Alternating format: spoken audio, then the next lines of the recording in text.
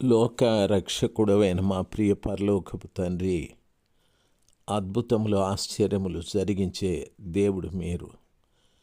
ఈ ఉదయకాలమందు మేమందరము కూడా మీ బంగారు పాదములను ముద్దు పెట్టుకొని, తండ్రి, పవిత్రమైనటువంటి పెదవులు కలిగి మిమ్మల్ని స్తుతిస్తున్నాము. మా పెదవులలో ఉన్న కపటమును, మా నాలుకలో ఉన్న మోసమును, మా హృదయంలో ఉన్నటువంటి ఘోరమైన పాపమును దయచేసి మీరు తొలగించమని ప్రార్థిస్తున్నాను. దయచేసి తొలగించండి. పవిత్రుడైన దేవ, నీ ప్రశస్తమైనటువంటి నామంలో మా ఒక్కొక్కరి పట్ల కార్యాలు జరిగించమని వేడుకుంటున్నాను. మా కుటుంబములకు ప్రభ సైన్యాధిపతులుగా మేముండి నడిపించటానికి, సైన్యమును సిద్ధం చేయటానికి నా ప్రభ మీరు కృప చూపెట్టండి. ప్రతి వారితో మీరు మాట్లాడండి. ప్రతి వారి మీ ఆలోచనలు దయచేయండి. ప్రతి కుటుంబంలో, సంఘంలో, మా దేశంలో సాతాను కార్యాలు లయపరచండి. మీ బిడ్డలకు వ్యతిరేకంగా పనిచేస్తున్న ఒక్కొక్కరిని నిర్మూలన చేయండి. సమస్త ఘనత మహిమలు మీకే. యేసు ప్రభుల వారి నామంలో ప్రార్థించి వేడుకుంటున్నాము తండ్రి. Amen, amen. ఫిబ్రవరి మాసం 2వ తారీఖు 2025. మొదటి దినవృత్తాంతాల గ్రంథము 18వ అధ్యాయము 15వ వచనం. 15వ వచనంలో సెరూయా కుమారుడైన యోవాబు సైన్యాధిపతి అయి ఉండెను అని చెప్పాను. ప్రియులారా, యోవాబు అను మాటకు యెహోవా తండ్రి అని అర్థం. ఏ కుటుంబము లేక ఏ నాయకుడు యెహోవా నాకు తండ్రి అని యెహోవా తండ్రి కుటుంబంలో ఉంటూ ఆ తండ్రి ఆదేశించిన ప్రకారంగా జీవిస్తూ ఉంటారో వారు తన కుటుంబాన్ని సైనికులుగా తయారు చేస్తారు. తమ సంఘాన్ని సైనికులుగా తయారు చేస్తారు. ఆ రీతిగా తయారు చేసి శత్రువు మీద యుద్ధాన్ని ప్రకటిస్తారు. ఏ శత్రువైతే కుటుంబాన్ని, ఏ శత్రువైతే సంఘమును, దేశమును పాడు చేస్తున్నాడో వానికి సంబంధించినటువంటి దురాత్మలు, చీకటి శక్తులు, అంధకార శక్తులు, అపవిత్రాత్మలు ఎన్నో ఉంటున్నాయి. అహీలుదు కుమారుడైన యెహోషాపాతు రాజ్యపు దస్తావేజుల మీద ఉండెను అని వాక్యము సెలవిస్తుంది. రాజ్యపు దస్తావేజుల మీద, రాజ్యానికి సంబంధించినటువంటి డాక్యుమెంట్స్ అంతా కూడాను, అంటే దాని అర్థము ధనం మీద, బంగారం మీద, వెండి, రాగి, తర్వాత రాజుగారి పొలాలు, రాజుగారికి ఉన్నటువంటి పశు సంపద, రాజుగారికి ఉన్నటువంటి నగరి తాలూకా ఎన్నో అన్నీ కూడా ఈ యొక్క యెహోషాపాతు స్వాధీనంలో ఉన్నాయి. యెహోషాపాతు అంటే యెహోవా న్యాయాధిపతి అని అర్థం. దేవుడు ఎవరు న్యాయాధిపతి అని గుర్తిస్తారో, అంటే తన జీవితంలో జరిగే ప్రతి ఒక్కటి ఆ కృపగల దేవుడు న్యాయముగా జరిగిస్తాడు అని అనుకుంటారో వారికి దేవుడు అనేకమైన వాటిని అప్పగిస్తాడు. రాజుగారి వాక్యం సెలవిస్తుంది. ప్రియులారా, యెహోషాపాతు రాజ్యపు దస్తావేదుల మీద అధికారిగా ఉన్నాడు అనని. ఎంత గొప్ప సమాచారమో ఆలోచించాలి. రాజుగారి దస్తావేజుల మీద అతనికి అధికారం ఉంది. అంటే అవన్నీ ఆయన చూసుకుంటూ ఉన్నాడు.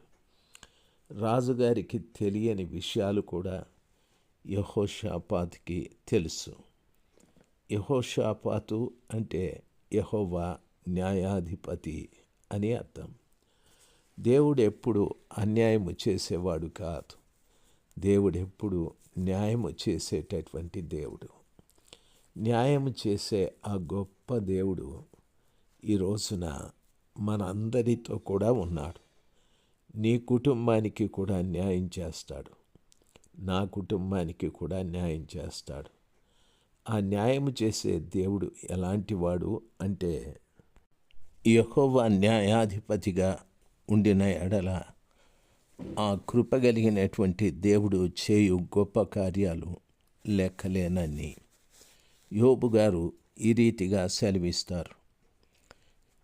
5వ అధ్యాయం 24వ వచనం. నీ డేరా క్షేమ నివాసమని నీకు తెలిసియుండును. నీ ఇంటి వస్తువులను నీవు లెక్క చూడగా ఏదియు పోయి ఉండదు. మరియు నీ సంతానము విస్తారమగుననియు నీ కుటుంబీకులు భూమి మీద పచ్చిక వలె విస్తరించుదురనియు నీకు తెలియను. వాటి కాలమున ధాన్యపు పనులు ఇల్లు చేరునట్లు పూర్ణ వయస్సు గలవాడవై నీవు సమాధికి చేరెదవు. మేము ఈ సంగతి పరిశోధించి చూచితిమి, అది అలాగే ఉన్నది. ఈ మాట ఆలకించి మేలు కొరకు తెలుసుకొనుము. బైబిల్లో యోబు గారు 5వ అధ్యాయము 24 నుండి 27వ వచనం వరకు ఈ మాటలు చెప్పాడు. నీ ఇంటి వస్తువులను లెక్క చూసినట్లయితే ఏదియు పోదని. దానర్థము, యెహోషాపాతు రాజుగారి దస్తావేజుల మీద తాను అధికారిగా నియమించాడు. అయితే ఆ దస్తావేజుల మీద అధికారిగా ఉన్నటువంటి యెహోషాపాతు అంటే యెహోవా న్యాయాధిపతి అని అర్థం. దేవుని మనము న్యాయాధిపతిగా ఎంచుకున్నట్లయితే, అనగా ప్రతిరోజు కూడా దేవుని ఎదుట నేను నిలబడి నా జీవితంలో జరుగుతున్న మేలైన, నష్టమైన, కీడైన, సంతోషమైన ప్రభు ఎదుట నిలబడి నేను తీర్పు తీర్చుకోవాలి. ప్రభువా, నాకు ఈ సంతోషం కలగటానికి కారణం నేను చేసిన మంచి పనులు. నాకు దుఃఖం కలగటానికి గల కారణం నేను చేసిన తప్పుడు పనులు అని దేవుని ఎదుట మనము మన వాదాన్ని లేక మన సమాచారాన్ని చెప్పుకుంటూ ఉంటే, ఆయన మనకు న్యాయాధిపతిగా ఉండి మన ఇంటి వస్తువులలో ఏది కూడా పోకుండా చూసుకుంటాడు. మన దస్తావేజులను దేవుడు నిలబెడతాడు, ఏదీ పోకుండా. అంత జాగ్రత్త. యోబు గ్రంథం సెలవిస్తుంది, అతడు దేవుని యందు భయభక్తులు కలవాడని. ఈ వాక్యము మన అందరికీ కూడా తెలుసు. దేవుని యందు భయభక్తులు కలిగినటువంటి యోబు, దేవుడే ఆ విషయాన్ని చెప్తాడు. ఆయన యథార్థవంతుడు, న్యాయవంతుడై ఉండి దేవుని యందు భయభక్తులు కలిగి చెడుతనమును విసర్జించిన వాడు అనని.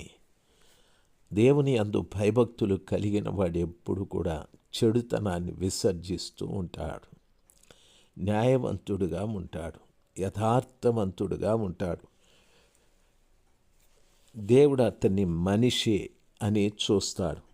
కాబట్టి కృపగల దేవుడు ఈ రీతిగా యోబు జీవిస్తున్న కారణాన ఆయనకు ప్రభువు చేసిన కార్యం ఏమిటంటే 10వ వచనంలో చెప్పబడింది, నీవు అతనికిని అతని ఇంటి వారికిని అతనికి కలిగిన సమస్తమునకును చుట్టూ కంచె వేస్తివి గదా. నీవు అతని చేతి పనిని దీవించుచుండుట చేత అతని ఆస్తి దేశంలో బహుగా విస్తరించి ఉన్నది అని వాక్యము సెలవిస్తుంది. అతని చుట్టూ కంచె వేశావు, అతనికి కలిగిన సమస్తము చుట్టూ కంచె వేశావు. ఆయన కుటుంబము, ఆయన పిల్లలు, ఆయనకున్నటువంటి పశు సంపద, ఆయన పనివారు, ఆయన చేసే పనిని కూడా దేవుడు ఆశీర్వదిస్తూ విస్తరిస్తూ వచ్చాడు, దీవిస్తూ వచ్చాడు. దేశంలో అతని ఆస్తి విస్తరించడం ప్రారంభించాది. దైవ జనాంగమా, కాబట్టి సర్వశక్తిమంతుడైన దేవుని పిల్లలుగా మనము తెలుసుకోవలసిన సమాచారం, మహోన్నతుడైన దేవుని పాదముల చెంత ప్రభువా నీవు నాకు న్యాయాధిపతివి అని ప్రభు ఎదుట మనము ప్రార్థించి మనము సరిచేసుకుంటే ఆ కృపగల దేవుడు మనకు కలిగిన సమస్తము చుట్టూను కంచె వేసి మనము చేసే పనిని దీవించి మనల్ని దేశంలో విస్తరింపచేస్తాడని ప్రభు సెలవిచ్చాడు. చాలామంది చేసే పనిని దేవుడు దీవించలేకపోతూ ఉన్నాడు. కారణం మనము యథార్థవంతులు, న్యాయవంతులు, యెహోవా యందలి భయభక్తులు కలిగి చెడుతనమును విసర్జించిన వారుగా కనిపించలేదు. కాబట్టి ఈ గొప్ప కార్యము మన జీవితంలో జరిగి దేవుడే నాకు న్యాయాధిపతి అని జీవింతుముగాక. దేవుడు మిమ్మల్ని దీవించుగాక. ప్రియులారా, 15వ వచనమే చెప్తూ ఉన్నాడు.